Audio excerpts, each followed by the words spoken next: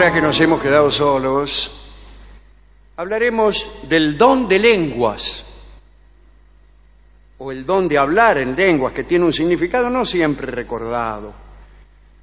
Hablar en lenguas significó desde hace muchos siglos hablar místicamente, hablar un idioma no identificado, las lenguas que surgían de los místicos cuando estaban en éxtasis. Eran consideradas a menudo como lenguajes humanos reales pero no reconocidos. Y algunos también pensaban que eran lenguas angélicas, que era el lenguaje de los ángeles. Por ejemplo, San Pablo pensaba eso. A esta manera de hablar, esa forma ininteligible de hablar, cuando uno estaba en éxtasis, se le llamaba glosolalia. Los más escépticos dicen que las lenguas registradas en éxtasis carecen de un vocabulario y de una sintaxis que pueda conformar el más mínimo sistema. En una palabra, los escépticos sostienen que cuando un tipo está en éxtasis no dice nada. De este modo, bueno, mal podrían ser lenguajes humanos si no dicen nada. No es que fuera una lengua desconocida, dicen los escépticos, no era ninguna lengua.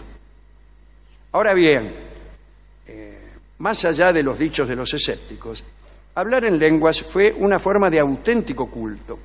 Parece que ese extraño fenómeno permitía a la gente que carecía de capacidad de transmitir sus emociones religiosas, expresarse de algún modo.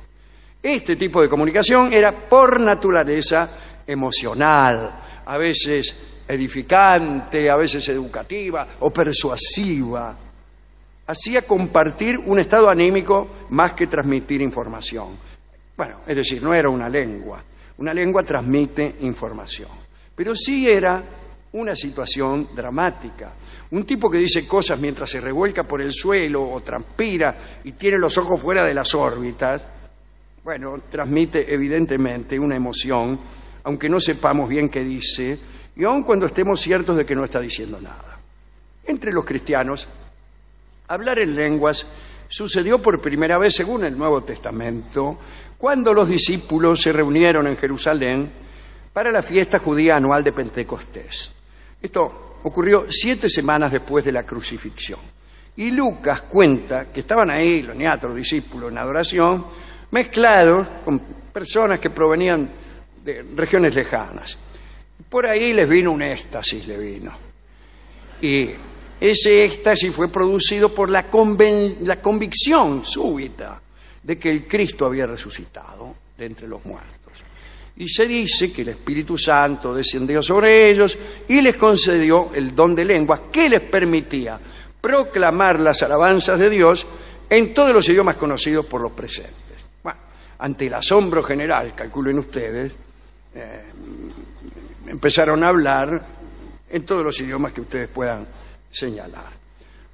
Desde el punto de vista racionalista, el origen de este don de lenguas puede tener origen en la ley religiosa de los judíos, que hacía que la asistencia a ciertas fiestas fuera obligatoria para todo judío adulto, pero permitía que muchas partes del servicio se expresaran en distintos idiomas vernáculos de los asistentes. Ahí estaban, desde luego, el hebreo y el arameo, que eran los más comunes, especialmente el arameo.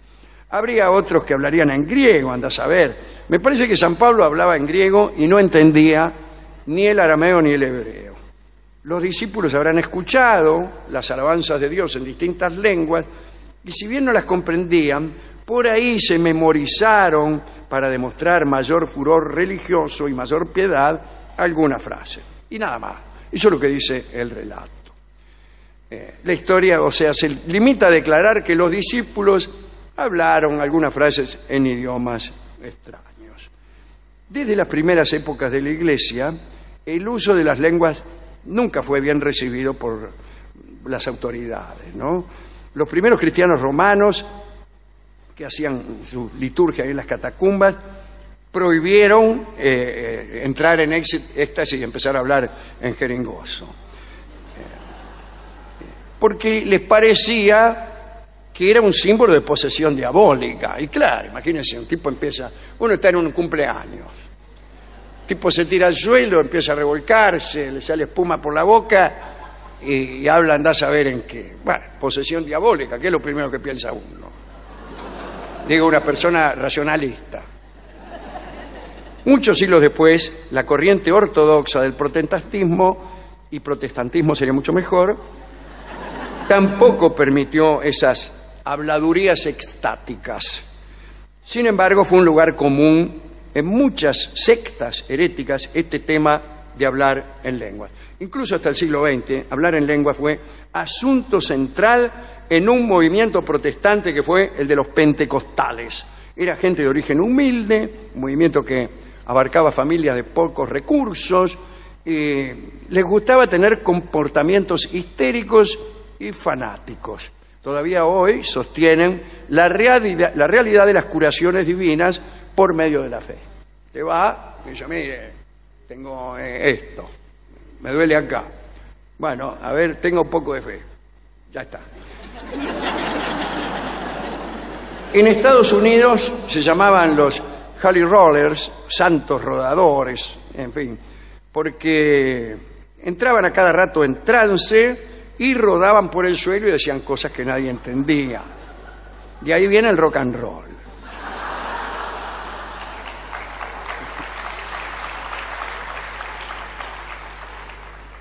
Hay gente también a la que se le acaba el tema de conversación y entonces se arroja al suelo, rueda y habla en una lengua desconocida.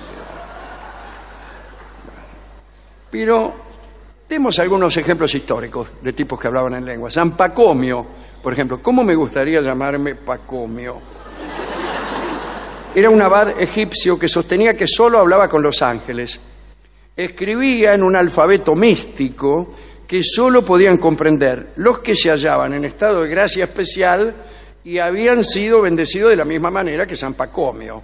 Así que el tipo hablaba una lengua que nadie entendía y escribía con unos caracteres que nadie entendía, salvo aquellos que estaban en un estado de gracia especial y que habían sido bendecidos del mismo modo que él. Santa Hildegarda, que murió en 1179, hablaba y escribía un lenguaje desconocido que después ella misma traducía al alemán.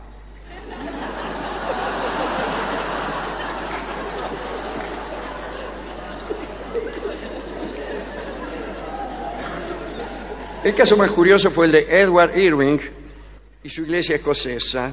Dirigía una parroquia y los asistentes hacían hablar por ellos a los apóstoles acerca del fin del mundo.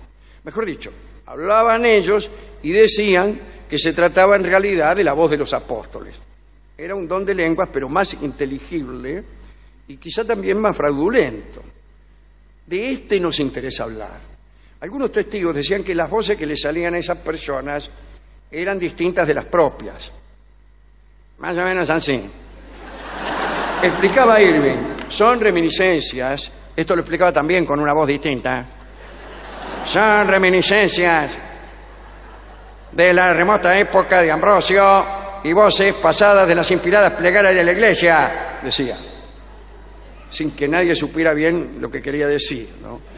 Pero los mensajes pronto comenzaron a desvirtuarse, se mezclaron palabras inglesas y en algunos casos el que se decía elegido por la influencia de aquel poder pronunciaba largas y aburridas arengas, ¿no? Esto sucede con los que se encuentran con habitantes de Marte o de otras galaxias o de Ganímedes y vino un tipo de Ganímedes, que es una civilización mucho más adelantada que la nuestra, y ¿sabe qué me dijo? Me dejó un mensaje. Y el mensaje siempre es más propio del tipo que habla que de un señor de Ganímedes. Me dijo que si los hombres no terminamos con tanto odio, a lo último vamos a destruir el mundo. Pues no parece el mensaje de una civilización mucho más compleja. Y es curioso, por ejemplo, que todos esos mensajes que podrían llenar muchos libros no nos dan ningún consejo técnico que podría ser útil. Ni siquiera mensaje de una cierta complejidad. Supongamos, me dijo que el ideal del número de conexiones para un sistema ecológico es tal. Nunca dijo eso. O me dijo que el azar no es una consecuencia de nuestra ignorancia, sino una prerrogativa de la naturaleza. Nunca dijo eso. Dicen otras cosas. Abríguense que hace frío. Bien. Se va a venir desde Ganímedes el tipo. Bueno, hay muchos, ¿no?, que acostumbran a hablar en nombre de otros. Hay un asunto lateral interesante, si usted me permite perder medio minuto. Por ejemplo, ¿puede alguien hacer una obra superior a él mismo? Es un asunto, ¿no? Y uno dice, sí, me parece que sí, porque piensa, por ejemplo, en alguien que es un inepto absoluto y sin embargo se sienta al piano y toca maravillosamente. Dice, ¿cómo ese tipo, que es un estúpido, puede tocar tan bien? Entonces salta alguno y dice, bueno, entonces sí, es posible que podamos hacer obras que sean superiores a nosotros mismos. Y de ahí a decir que alguien o algo nos visita, hay medio paso. Y a lo mejor no hay que tentarse tan rápidamente con la paradoja. Por ahí, no es que el tipo sea poseído, sino que es un perfecto tonto en el trato social, pero genial tocando el piano. Bueno, eso explicaría las cosas con mayor facilidad, ¿no? Acá tenemos algunos ejemplos también. Había una señora, Rosemary Brown se llamaba, que parece que a los 7 años se le apareció un espíritu de pelo blanco. ¿Cómo un espíritu puede tener pelo? ¿Y cómo puede encanecer un espíritu? Es algo que no comprendo. O mejor dicho, lo comprendo, ni bien digo que ese espíritu era el de Franz Liszt, que tenía el pelo blanco, pero antes lo tenía rubio. El caso es que no importa. Me estoy asombrando de lo menos asombroso. Lo asombroso es que se le apareció un espíritu a la tipa y le dijo, tú serás una gran pianista. Y después se fue. No fue una gran pianista, pero resulta que las presentaciones de espíritus continuaron y una tarde se le apareció Chopin y otra tarde Mozart y Schubert y Beethoven, y empezaron a dictarle, ya que ella no se había convertido en una gran compositora, le empezaron a dictar cosas que ellos mismos componían y que a falta de un cuerpo y de una situación adecuada, por ejemplo, estar vivo, para la composición de canciones, sí las dictaban a ellas. Y bueno, entre otras cosas, completó la 10ª y 11ª sinfonías de Beethoven. Y nadie le hizo mucho caso, ¿no? La señora Emily Grant Hutchins era escritora y dijo que la había visitado Mark Twain, o el espíritu de Mark Twain, y le había dictado una novela completa que se llamó Jab Hero, y con un subtítulo que dice una novela escrita a través de Mark Twain. Pero lo gracioso es que Twain se la dictó a través del Ouija. El Ouija, como saben ustedes, ese tablero que sirve para, letra por letra, comunicarse con los espíritus. ¿A cuánto tarda uno en escribir las aventuras de Tom Sawyer por Ouija? Claro. Muchísimo, muchísimo. Los espiritistas de fines del siglo XIX también decían que hablaban en nombre de los espíritus y les preguntaban cómo era el cielo, cómo era el paraíso. Los espíritus describían un paraíso que era igual al mundo más de mayor progreso del siglo XIX.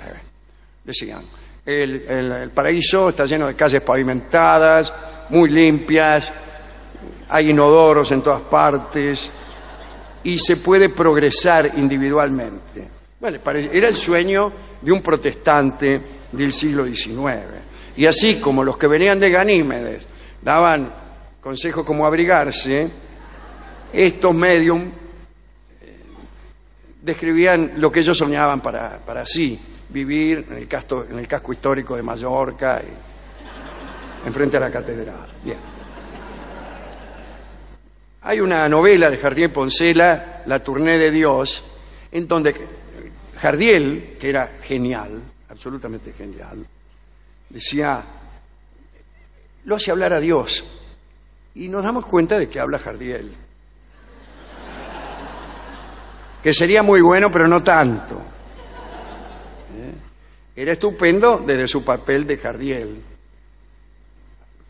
Las biografías, ¿no? Emil Ludwig, que era un gran biógrafo, escribió una biografía de Napoleón, donde Napoleón tiene el tamaño de Ludwig.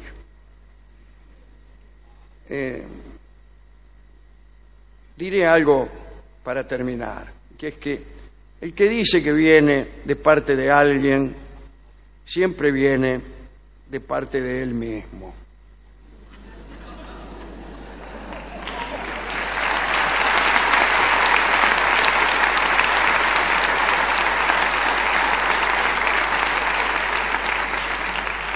Yo no creo casi nada de todo esto que he dicho, y ni siquiera creo que cuando uno habla consigue hacer oír, no ya las voces de personajes muertos o lejanos, sino la voz propia. Creo que uno ni siquiera puede hacer oír su propia voz. Quizá esto que estoy diciendo no es lo que quiero decir.